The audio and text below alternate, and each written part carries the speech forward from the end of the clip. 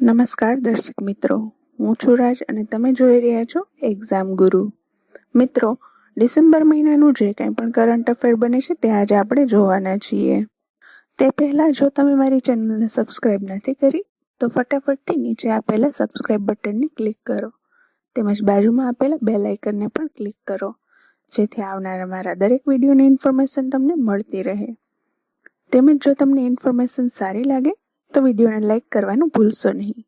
Okay મિત્રો, તો આજનો વિડીયો શરૂ કરીએ. તો પહેલો ક્વેશ્ચન જોઈએ.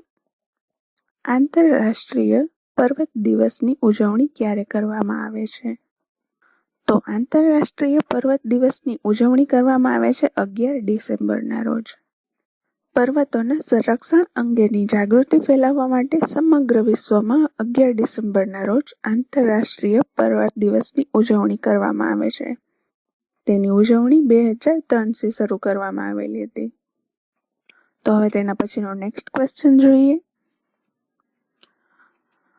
નવા બની રહેલા સંસદ ભવનનો આકાર કેવો હશે? તો મિત્રો, જે નવું સંસદ ભવન બની રહ્યું છે તેમનો આકાર છે ત્રિકોણાકાર. આ ફોટોમાં પણ તમે જોઈ શકો છો તેમ નવું સંસદ ભવન છે તે ત્રિકોણાકારનું બનવાનું છે. કેન્દ્ર સરકારના પ્રોજેક્ટ સેન્ટ્રલ વિસ્ટા અંતર્ગત સંસદ ભવનનું નિર્માણ કરવામાં આવશે અને જેનું ભૂમિપૂજન કર્યું વડાપ્રધાન નરેન્દ્ર મોદીએ.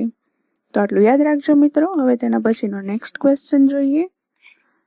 હાલમાં પાકિસ્તાને કયા દેશ સાથે મળી સંયુક્ત વાયુ અભ્યાસ શરૂ કર્યો છે? તો મિત્રો, પાકિસ્તાને ચીન દેશ સાથે મળી અને સંયુક્ત વાયુ અભ્યાસ શરૂ કર્યો છે. તો હવે જોઈએ તેના પછીનો નેક્સ્ટ ક્વેશ્ચન. કયા રાજ્યની કીવીને જૈવિક પ્રમાણપત્ર આપવામાં આવ્યું છે? તો મિત્રો, અરુણાચલ પ્રદેશની કીવીને જૈવિક પ્રમાણપત્ર આપવામાં આવ્યું છે. કોઈ પણ ફળ કે શાકભાજીને આ પ્રમાણપત્ર ત્યારે આપવામાં આવે છે જ્યારે તેને ઉગાડવા માટે કોઈ પણ રસાયણનો ઉપયોગ ન થયો હોય. અને અરુણાચલ પ્રદેશની કીવીને આ જૈવિક પ્રમાણપત્ર તેના માટે જ આપવામાં આવ્યું છે. તો આટલું યાદ રાખજો મિત્રો. હવે તેના પછીનો નેક્સ્ટ ક્વેશ્ચન જોઈએ. ટાઈમ મેગેઝિને પર્સન ઓફ ધ યર કઈ વ્યક્તિને આપેલ છે?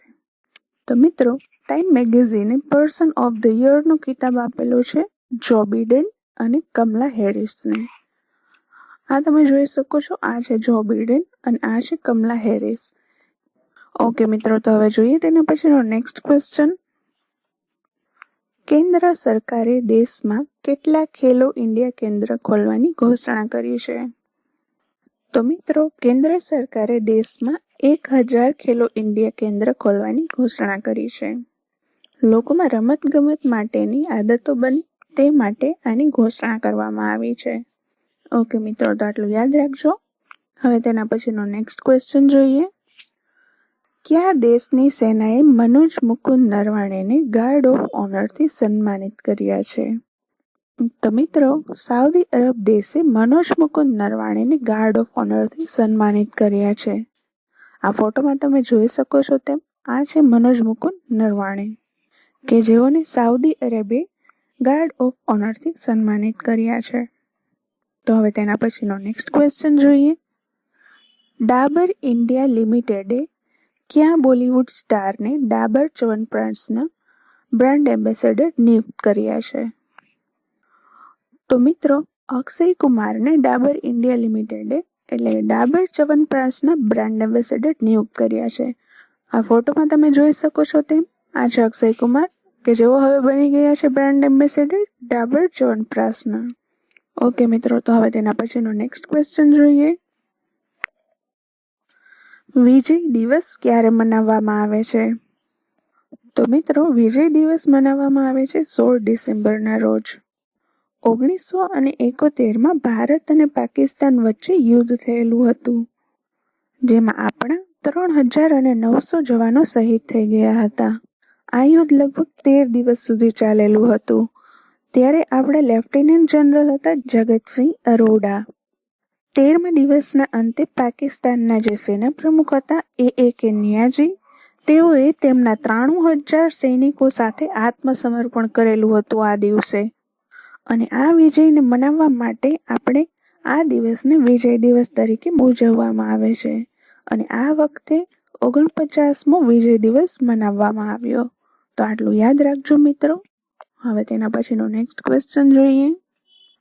કઈ કંપનીએ વર્ષ 2020નો golden peacock environment management award જીત્યો છે?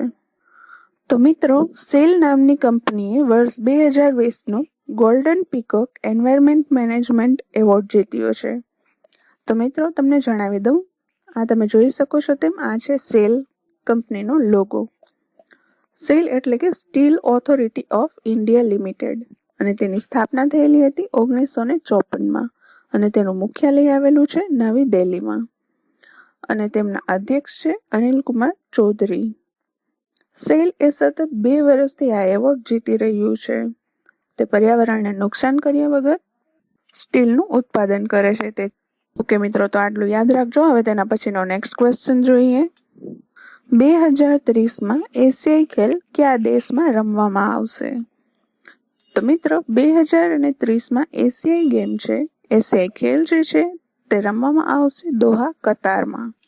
આ તમે ફોટોમાં જોઈ શકો છો તેમ 2030 Asian games in Doha. Okay મિત્રો, તો આટલું યાદ રાખજો. હવે તેના પછીનો નેક્સ્ટ ક્વેશ્ચન જોઈએ.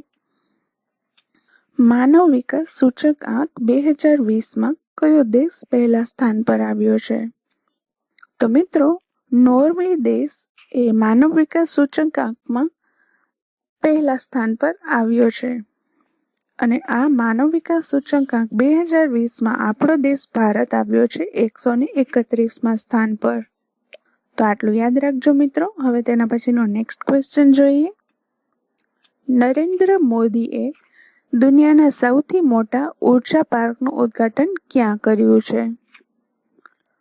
તો મિત્રો, નરેન્દ્ર મોદીએ દુનિયાના સૌથી મોટા ઉર્જા પાર્કનું ઉદ્ઘાટન કર્યું છે કચ્છ, કે જે આવેલું છે ગુજરાતમાં. તો આટલું યાદ રાખજો. હવે તેના પછીનો નેક્સ્ટ ક્વેશ્ચન જોઈએ. પેટા ઇન્ડિયાએ કયા અભિનેતાને વર્ષ 2020ના હોટેસ્ટ વેજીટેરિયન સેલિબ્રિટી એવોર્ડથી સન્માનિત કર્યા છે?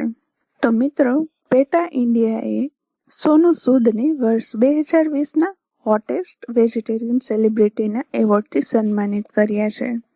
તો આ ફોટોમાં તમે જોઈ શકો છો, આ છે સોનુ સૂદ, કે હવે હોટેસ્ટ વેજીટેરિયન સેલિબ્રિટીના એવોર્ડથી સન્માનિત થયા છે.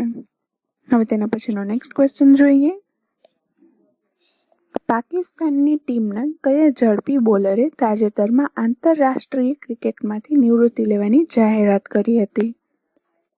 તો મિત્રો, મોહમ્મદ આમિર, કે જે પાકિસ્તાન ટીમના ખેલાડી છે, તેઓએ આંતરરાષ્ટ્રીય ક્રિકેટમાંથી નિવૃત્તિ લેવાની જાહેરાત કરી હતી. આ તમે ફોટોમાં જોઈ શકો છો, આ છે મોહમ્મદ આમિર, કે જેઓ પાકિસ્તાન ટીમના ખેલાડી છે. ઓકે મિત્રો, તો આટલું યાદ રાખજો. હવે તેના પછીનો નેક્સ્ટ ક્વેશ્ચન જોઈએ. આંતરરાષ્ટ્રીય પ્રવાસી દિવસ ક્યારે મનાવવામાં આવે છે? તો આંતરરાષ્ટ્રીય પ્રવાસી દિવસ મનાવવામાં આવે છે મિત્રો 18 ડિસેમ્બરના રોજ.